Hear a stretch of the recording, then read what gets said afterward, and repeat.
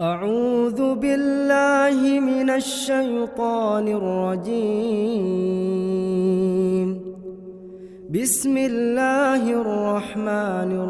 الرحيم. والنازعات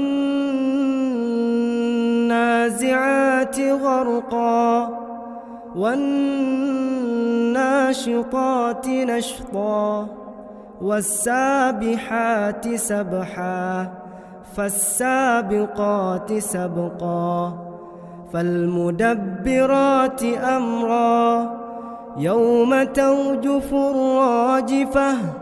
تتبعها الرادفة قلوب يومئذ واجفة أبصارها خاشعة يقولون أئنا لمردودون في الحافرة أئذا كنا عظاما نخرة قالوا تلك إذا كرة خاسرة فإنما هي زجرة واحدة فإذا هم بالساهرة هل أتاك حديث موسى إذ ناداه ربه بالواد المقدس طوى اذهب إلى فرعون إنه طغى فقل هل لك إلى أن تزكى وأهديك إلى ربك فتخشى فأراه الآية الكبرى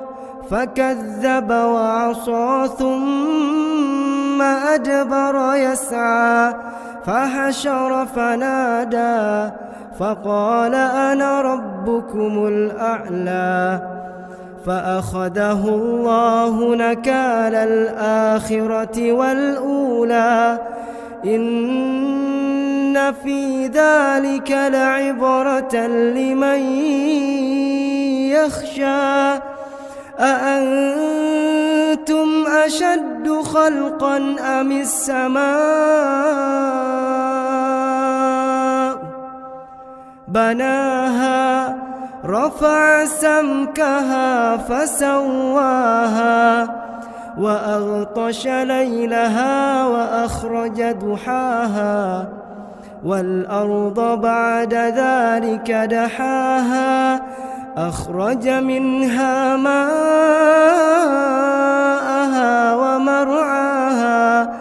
والجبال أرساها متاعا لكم ولأنعامكم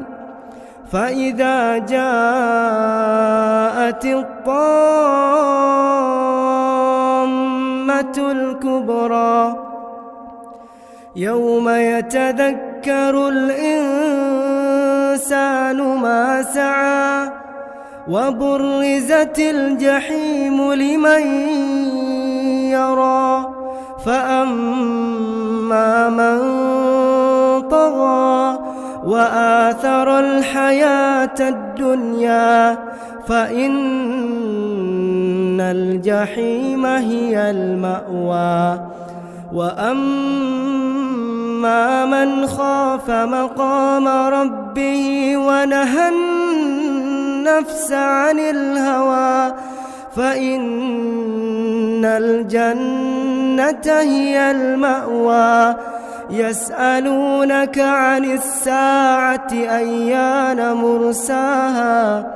فيم أنت من ذكراها إلى ربك منتهاها إنما أنت منذر من يخشاها كأنهم يوم يرونها لم يلبثوا إلا عشية أو ضحاها.